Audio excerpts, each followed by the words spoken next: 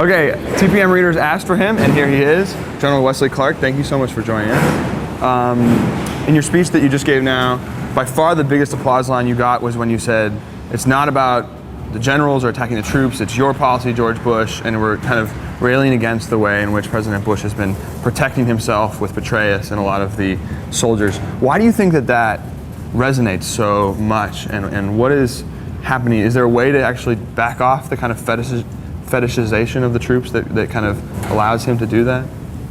Well, I think that people have to, and I hope people will, raise the level of issues. It's not about the troops in the sense that we're going to get anywhere by arguing about the troops. Right. It's a terrible thing that they're over there. Right. I feel terrible for the families of all of them, especially the ones who've lost their loved ones over there.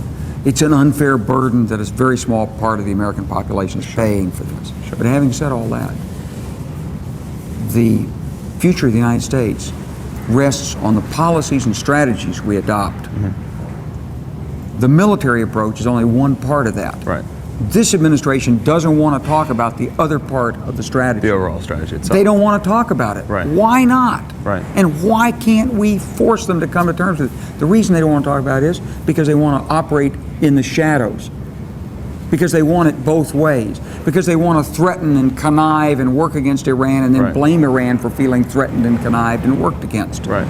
And they still have an agenda of regime change in these other countries in the region. And they don't want to move away from that agenda even when they see that they can't achieve it because it would be an acknowledgement of failure, and this administration won't admit failure. Well, we're not going to protect our soldiers' lives in Iraq or be successful unless we move away from that agenda. And we're not going to be able to move away from it until the American people make the administration admit it and confront it. So you were saying that to some extent your part of your speech was calling kind of the Cossacks and liberal blogosphere to come out and kind of give rhetorical leadership on this front. That's right. Is there things that you think that politicians could also be doing better? I do think this. I think that the next legislation that comes before the Congress, I hope it will.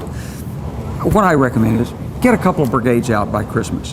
Show them that we're leaving, okay? Make it very clear that the Congress has a voice. Just 2 brigades back by Christmas, but demand, give the administration 60 days to come up and lay out its policy and defend it, and why we won't engage. Just force them to come out. Absolutely, and say, look, you know, now you either come up and give us the overall strategy and policies in the region, or now we'll go into the coercive legislative measures, funding cutoffs and things like that.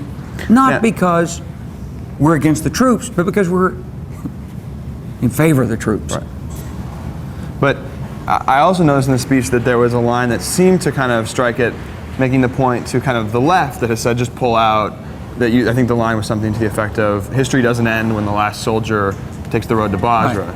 Right. Do you think that on the left side of the argument there's too much kind of just pull them out and cover my eyes and ears and whatever happens? Well, I love the passion on the left, and I think they're exactly right to be worried not only about the American casualties, but the Iraqi casualties and the terrible damage we're doing to our reputation around the world and to what America stands for.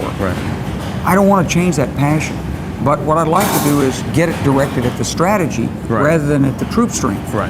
Because it's also that the strategy, I mean, a lot of the strategy that is being advocated is kind of pull out, and there doesn't, I mean, it probably wasn't the point that there needs to be a more nuanced conversation about being careful about getting out? It's more about what accompanies the getting out. Got it. In other words, it's an iterative process.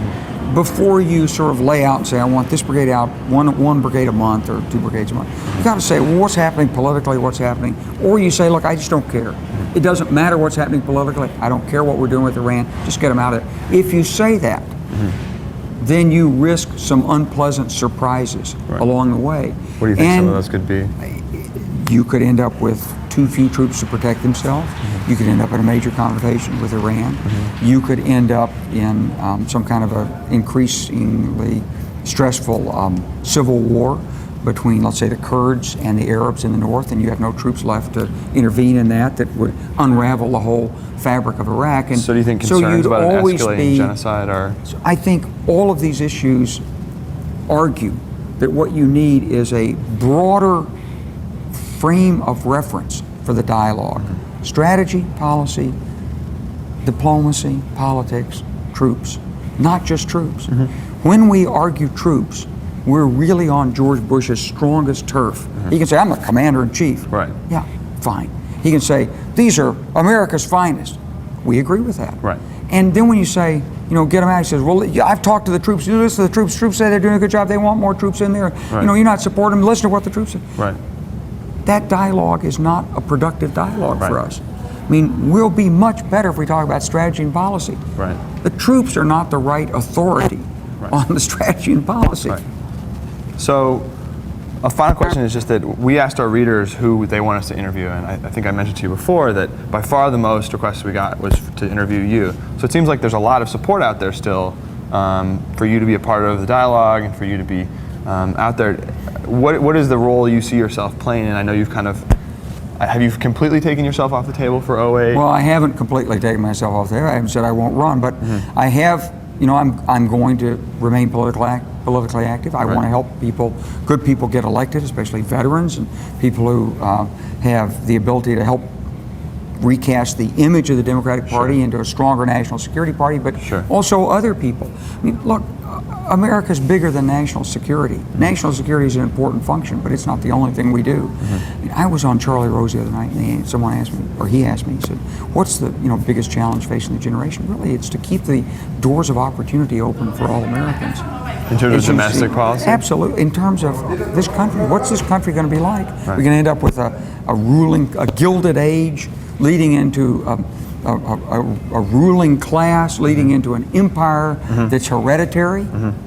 Or are we going to still have the America that you and I live in today, where any American child can dream of being president of a corporation, or a lawyer arguing a case in front of the Supreme Court, or even becoming president of the United States?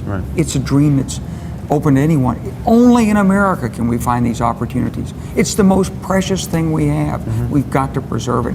That's the struggle for this generation. All right. Well, thanks, General Wesley Clark. Thank you. Thank you so much. That was great. Thanks, Andrew. Yeah.